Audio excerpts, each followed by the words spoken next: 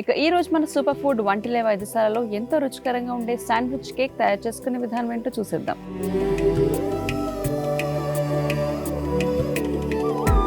Doctor గారు, మన కార్యక్రమంలో భాగంగా రెసిపీస్ చూస్తూ చాలా మంది తల్లులు చెప్తూ ఉంటారు, మేము ఏదైనా అన్హెల్దీని కూడా హెల్దీ వేలో ఎలా మార్చాలని ఆలోచిస్తున్నాం అండి మీరు చేసే రెసిపీస్ చూసి. మరి ఈ రోజు అలాగా బ్రెడ్ అనేది కాస్త అన్హెల్దీ అనే విషయం మనందరికీ తెలిసింది. దాన్ని కాస్త హెల్దీగా ఎలా కన్వర్ట్ చేసుకోవాలో ఈ శాండ్విచ్ కేక్ రెసిపీలో చూద్దాం డాక్టర్ గారు. బయట బ్రెడ్ అయితే మైదాతోను, ఇంకా కొంచెం మంచిదైతే గోధుమతోనూ చేస్తుంటారు.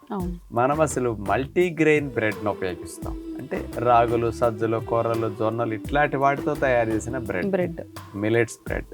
అలాంటి బ్రెడ్ వల్ల లాభాలు ఎక్కువ ఉంటాయి, ఫైబర్ ఎక్కువ ఉంటుంది, ప్రోటీన్ ఎక్కువ ఉంటుంది.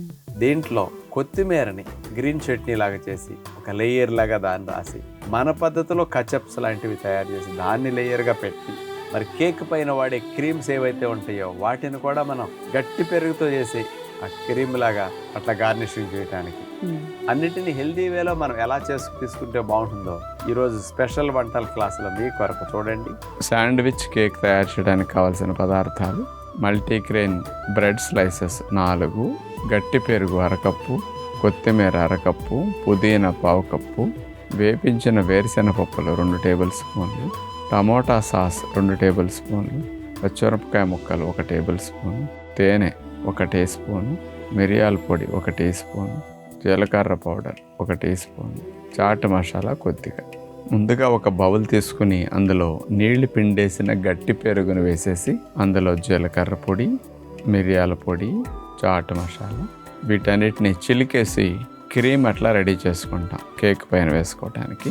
మిక్సీ జార్ తీసుకుని అందులో కొత్తిమీర వేసేస్తాం, పుదీనా, పచ్చిమిరపకాయ ముక్కలు, తేనె, నిమ్మరసం, అందులో వేరుశెనగ పప్పులు వేపించిన వాటిని వేసేసి మిక్సీ జార్లో చెక్క ముక్కలు చేసుకుంటాం.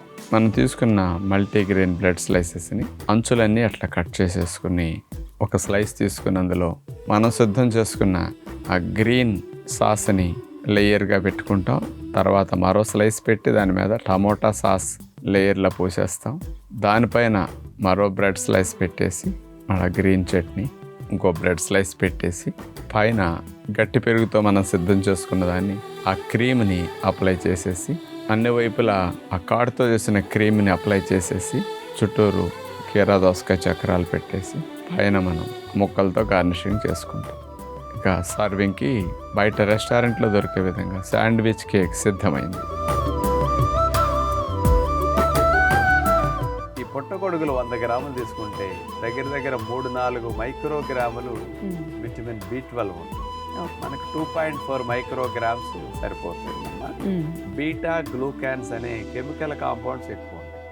దీనివల్ల ఏమవుతుందంటే మన శరీరంలో రక్షణ వ్యవస్థను బాగా పెంచడానికి, యాక్టివేట్ చేయడానికి, ముఖ్యంగా రక్షణ వ్యవస్థలో భాగమైన ఎన్కే సెల్స్, న్యాచురల్ కిల్లర్ సెల్స్ని, అట్లాగే మ్యాక్రోఫేజ్ కణాలని, బ్రెయిన్లో రక్షణ వ్యవస్థ యాక్టివ్గా ఉండి ఇన్ఫెక్షన్ పెరగకుండా రక్షించే డెండ్రిక్ సెల్స్ని, ఇలాంటి వాటన్నిటిని బాగా స్టిమ్యులేట్ చేసి పెంచి మనల్ని రక్షించడానికి ఉపయోగపడే వాటి కోసం బీటా గ్లూకాన్స్ అనే కెమికల్ కాంపౌండ్స్ పుట్టగొడుగుల్లో ఉన్నాయి.